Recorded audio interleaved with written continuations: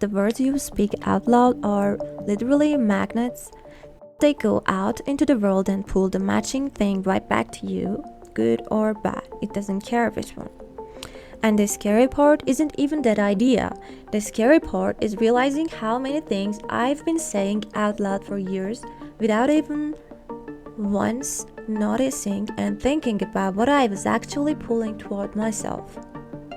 So stick with me because by the end of this video, I'm gonna tell you exactly what I started saying instead and what happened when I did. If you're new here, this is Life Nary, and it's basically me talking through the books that actually rewired something in me, not the ones that just looked good on shelf. And this whole thing is made like a podcast, so you don't even need to sit and watch it. Throw it in a car, at the gym, or whatever. And I just want you to be here and listening to me. So, this book is almost 100 years old, which I did not clock until I was already halfway through it. It's by this woman named Florence Scovel Shinn, and I'll be real with you, the first 10 pages, I almost gave up on it. The language is so old-fashioned, like kind of a churchy, and I remember just thinking, is this gonna be one of those books I forced myself to finish and never actually think about it again? But by like page 20, I had a pen in my hand underlying basically every other paragraph, which never ever happened to me. Because underneath all that old language, there's this thing I really don't think we talk about enough, which is that life just kind of runs on rules, whether we've bothered to learn them or not. And most of us are out here playing completely blind. And the title isn't even really a metaphor to her. Like she actually means it. Life is a game. Not a game like it's not serious, but more like a chess game.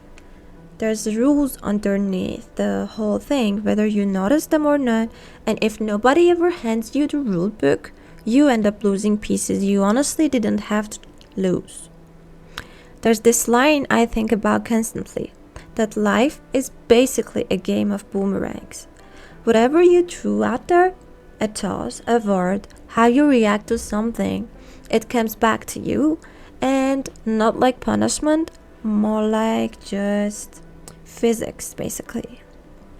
And I'll be honest, that one kind of stung the first time I read it, because I could think of this whole stretch of my early 20s where I was treating my own life like it was just happening to me, like random, whether I had zero control over. And this book was kind of the first time someone sat me down in a way and went, no, actually, that boomerang, you're the one who threw it. Okay, so remember that question from the very beginning. Two people, same sentence, totally different outcomes. This is kind of where I think the answer actually lives. And honestly, this is the idea from the whole book that changed how I live day to day. It's the spoken word. Not the thought in your head, not some note typed into your phone. I mean the words you actually say out loud with your own voice. She writes that the word is a creative force, that saying something is just a completely different thing than thinking it. Thinking stays private, but speaking actually sets something in motion. And I used to write affirmations in a notebook and never once say them out loud, like ever just ink on a page, close the notebook and done, nothing. And the first time I actually said out loud, I was alone in my car. And I felt so ridiculous, like, who exactly am I talking to right now? But something shifted, and I don't mean magic. I mean, I just started catching myself acting like the thing was already true. And that's the part nobody really tells you.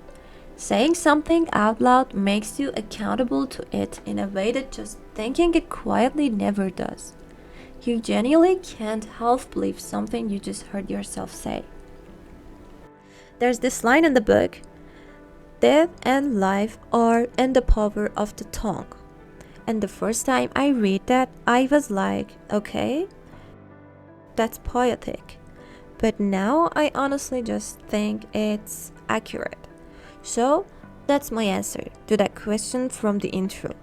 It's not the one person's sentence is magic and the others isn't.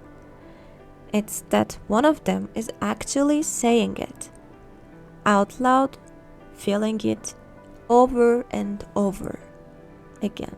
And the other one just thought, it's a word, says it and pass it. So pause this video and answer this question to yourself.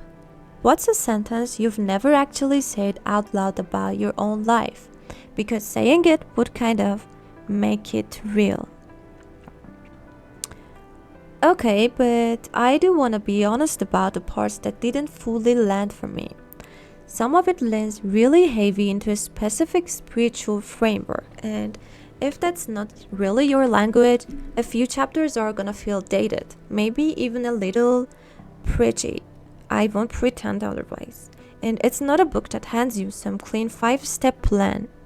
It kind of circles the same handful of ideas over and over from different angles, so some people are gonna find it repetitive.